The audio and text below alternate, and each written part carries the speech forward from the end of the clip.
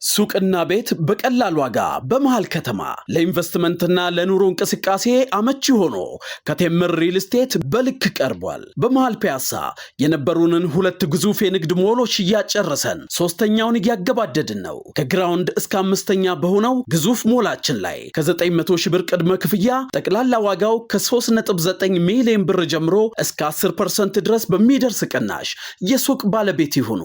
መኖሪያ ካሉ ደግሞ ከዚህ ቀደም በሳር ቤት ባወጣነው ሳይት ላይ ሽያጭ ጨርሰን በ9 ወር ውስጥ 12ኛ ወለል ላይ ደርሰናል። በዛው በሳር ቤት በሚገኘው ሳይታችን ከአፍሮ ሌጋሲ ሆቴል አጠገብ አፍሪካ ህብረትን አሻግሮ የሚያየው ሲጠበቅ የነበረው ኤዩ 1 ሳይታችን ባለ 1 መኝታ 75 ካሬ፣ ባለ 2 መኝታ 94 ካሬ እንዲሁም ባለ 3 መኝታ 145 ካሬዎችን ለሽያጭ አውጥተናል። ቢፈልጉ ባያት፣ በሶማሌ ተራ፣ በጋርመንት፣ በፒያሳ በመረጡ ሳይቶቻችን ላይ ከ10 በመቶ ቅድመ ክፍያ ጀምሮ ያለምንም ዋጋ ጭማሪ በኢትዮጵያ ብር ብቻ የቤት ባለቤት ይሁኑ። ለበለጠ መረጃ ከታች ባለው ስልክ ይጠቀሙ።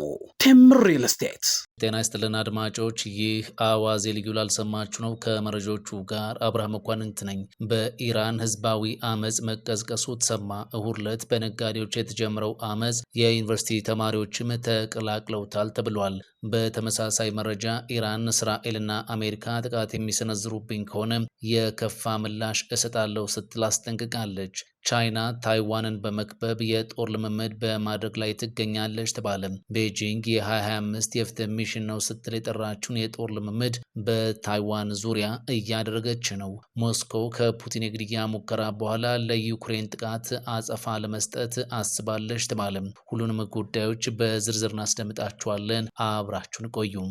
ቻይና ታይዋንን በመክበብ የጦር ልምምድ በማድረግ ላይ ነች ተባለ። ቻይና ታይዋንን በመክበብ የጦር ልምምድ በማድረግ ላይ ትገኛለች። ቤጂንግ የ2025 የፍትህ ሚሽን ስትል የጠራችውን የጦር ልምምድ በታይዋን ዙሪያ እያደረገች ነው። የቻይና ጦር የጦር መርከቦችን፣ ተዋጊ ጀቶችንና ሮኬቶችን በመጠቀም ታይዋንን ከበባ ውስጥ በማስገባት ልምምዶችን በማድረግ ላይ ነው። ቻይና በርካታ ቁጥር ያላቸውን ሮኬቶችን ወደ ታይዋን ተኩሳለች። በዚህ የቻይና የሮኬት ተኩስ ግን ማንም የተጎዳ ሰው እንደሌለ ታውቋል። ሁሉም ሮኬቶች በሰሜናዊ የታይዋን ክፍል በውሃ ላይ እንዳረፉ ከቻይና በኩል በተለቀቁ ቪዲዮዎች መረዳት ተችሏል። እንደ ተንታኞች እምነት ከሆነ ግን መልእክቱ በቀጥታ በታይፔ ነው ያረፈው ብለዋል። በዚህ የጦር ልምምድ ቻይና 130 ኤርክራፍቶችን ተጠቅማለችም ተብሏል። በዚህ የተነሳም በታይዋን ከ200 በላይ በረራዎች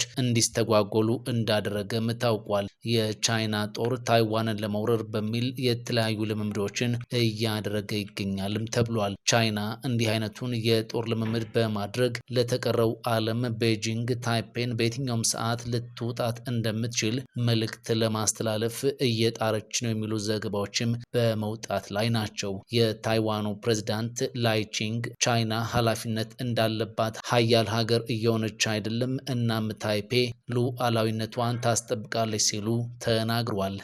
ቻይና ታይዋንን በመክበብ የጦር ልምምድ እያደረገች ነው። በዚህ ጉዳይ እርስዎ ምን ያስባሉ ተብሎ የተጠየቁት ፕሬዝዳንት ትራምፕ ከፕሬዝዳንት ሺ ጋር ጥሩ ግንኙነት አለኝ፣ ስለዚህ ጉዳይ ምንም ያሉኝ ነገር የለም፣ እኔንም ብዙ የሚያስጨንቅ ነገር አይደለም ብለዋል። ይህ የትራምፕ መግለጫ ግን ታይፔን ሳያስጨንቃት እንዳልቀረም ተነግሯል። ዩናይትድ ስቴትስ የታይዋን ዋነኛ ደጋፊ መሆኗ ይታወቃል። አሜሪካና ታይዋን የመከላከያ ስምምነትም አላቸው። ይህ ስምምነት ታይዋን በቻይና ከተጠቃች ዩናይትድ ስቴትስ ለታይዋን ድጋፍ እንድትሰጥ ያደርጋል ይህ ስምምነት። ነገር ግን ዩናይትድ ስቴትስ እንዴትና እስከምን ድረስ እንደምትደግፍ ዝርዝር ነገር የለም። ቻይና በዚህ የሁለቱ ወገኖች ትብብር ደስተኛ እንዳልሆነች በተደጋጋሚ ስትገልጽም ትደመጣለች። በቅርቡም ዩናይትድ ስቴትስ የ11 ቢሊዮን ዶላር የመሳሪያ ሽያጭ ለታይዋን እንዲደረግ ከስምምነት መደረሱም የጦርነት ቅስቀሳ ነው ስትል ቻይና ጠርተዋለች። ቻይና የታይዋን ጉዳይ የቤጂንግ የውስጥ ጉዳይ ነውና ማንም ውጫዊ አካል ጣልቃ እንዳይገባ ነው የምታስጠነቅቀው። በኢራን ህዝባዊ አመጽ መቀስቀሱ ተሰማ። እሁድ ዕለት በነጋዴዎች የተጀመረው ህዝባዊ አመጽ የዩኒቨርሲቲ ተማሪዎችም ተቀላቅለውታል ተብሏል። በጥቂት ከተሞች የነበረው አመጽም በርካታ ከተሞችን ማዳረስ ችሏልም ተብሏል።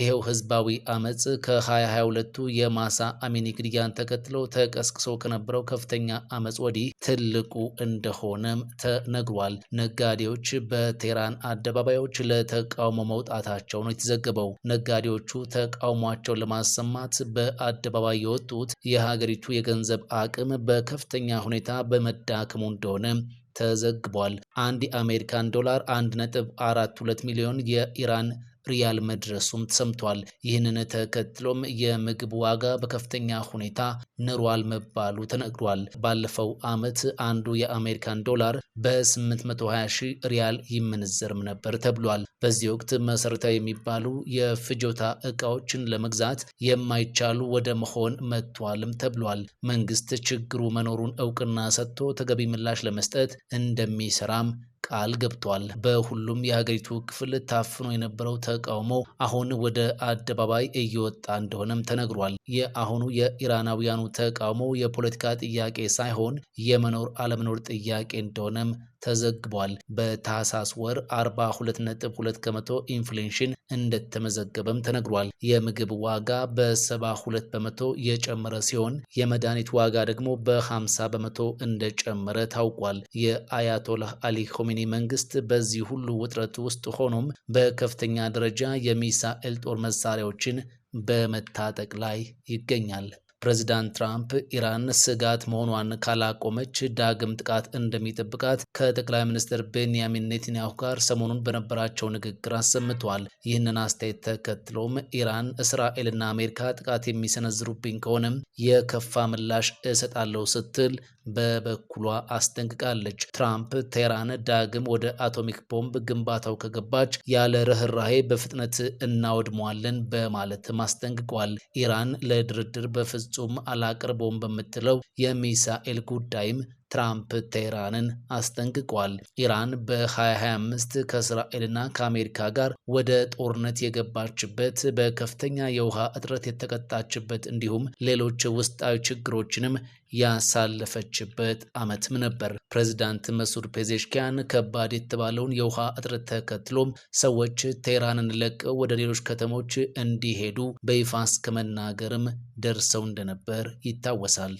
በየመን ትኩሳት የተነሳ ሳውዲና የተባበሩት አረብ ኤምሬቶች ወደ መገፋፋት አመሩ። ሳውዲ በየመን ወደብ ላይ አቡዳቢ የሚደግፋቸውን ተገንጣይ ቡድኖች ኢላማ ያደረገ የአየር ጥቃት መፈጸሟን ተከትሎ ዩኤኢ ሰራዊቷን እንደምታስወጣ በይፋ አስታውቃለች። ሳውዲ ጥቃቱን ያደረሰችው ወደቡ ላይ የደረሰው ጭነት የመሳሪያ ነው በሚል ክስ ነው። ኤምሬትስ ግን ክሱን በማስተባበል በሳውዲ ድርጊት ጥልቅ ሐዘን እንደተሰማት ገልጻለች። ሳውዲ የተባበሩት አረብ ኤምሬትስ ለየመን ገንጣይ ቡድኖች ድጋፍ ታደርጋለች በሚል ከሳለች። ይህንን መሰረት አድርጎም ዩኤኢ በ24 ሰዓታት ውስጥ ከአካባቢው ለቃ እንድትወጣ መታዘዟ ተሰምቷል። የመን ሁቲን ጨምሮ በደቡባዊ ግዛት የሚገኙ ተገንጣዮች እንዲሁም በፕሬዝዳንታዊ አመራር በሚመራው ኃይሎች ተከፋፍላ ትገኛለች። ኤምሬቶች በየመን ስታደርገው የነበረውን የጸረ ሽብር ዘመቻውን አቋርጣ ከየመን እንደወጣች ይፋ አድርጋለች።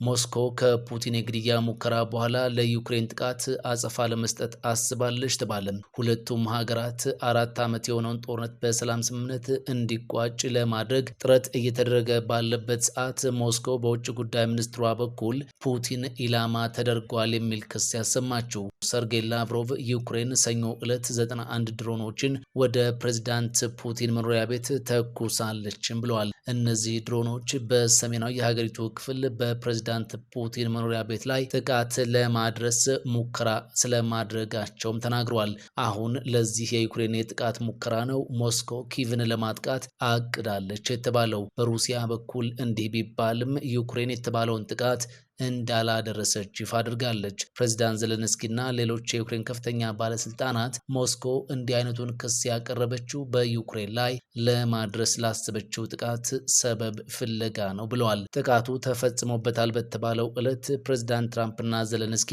በሰላም ስምምነቱ ሂደቱ ዙሪያ በማያሚ እየመከሩም ነበር። ሩሲያ በዚያው ምሽት ነበር ዩክሬን ፕሬዝዳንት ፑቲንን ለመግደል ጥቃት አድርሳለች ስትል ክስ ያሰማችው። ምንም እንኳን ሞስኮ ይህንን ብትልም ኪቭ ክስተቱ ሆን ተብሎ የተቀነባበረና ሐሰት ነው የሚል ምላሽ መስጠቷ ይታወሳል። ፑቲንም ስለተሞከረባቸው ጥቃት ለፕሬዝዳንት ትራምፕ ስልክ በመደወል አሳውቀዋቸዋል። ትራምፕም በሁኔታው ደስተኛ አለመሆናቸውን ነበር የገለጹት። ሁኔታው እንዳሳሰባቸው ከገለጹ የሀገራት መሪዎች መካከል የህንዱ ጠቅላይ ሚኒስትር ናረንድራ ሞዲና የተባበሩት አረብ ኤምሬትስም ሙከራው ልክ አይደለም ማለታቸውም ታውቋል። ይህ የሀገራቱ አቋምም ዩክሬንን አስቆጥቷል። ዩክሬን በህንድና በተባበሩት አረብ ኤምሬት ነው መቆጣቷን የገለጸችው። ትራምፕን ግን ምንም አላለችም። ፕሬዝዳንት ትራምፕ ፑቲን የነገሯቸውን ተቀብለው ነው ዩክሬን ልክ አልሰራችም ሲሉ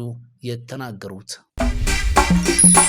ዳና የውስጥ እግር ማሳጅ የረኩበትንና ጥቅሙን በሚገባ ያጣጣሙበትን አገልግሎቱን በማስፋፋትና በማሳደግ እነሆ ሁለተኛ ቅርንጫፉን ከፈተ።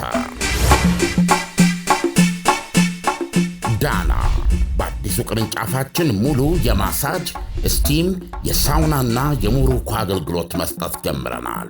ለቤተሰብ ለጥንዶችና ለሙሽራዎች ከነሚዜዎቻቸው ዳና ማለፊያ ምርጫ ነው። ዳና ቁጥር 1 ብስራተ ገብርኤል አፍሪካ ህንፃ 3ኛ ፎቅ። አዲሱ ቅርንጫፋችን ቡልጋሪያ ማዞሪያ በግዙፉ ድሪም አፓርትመንት።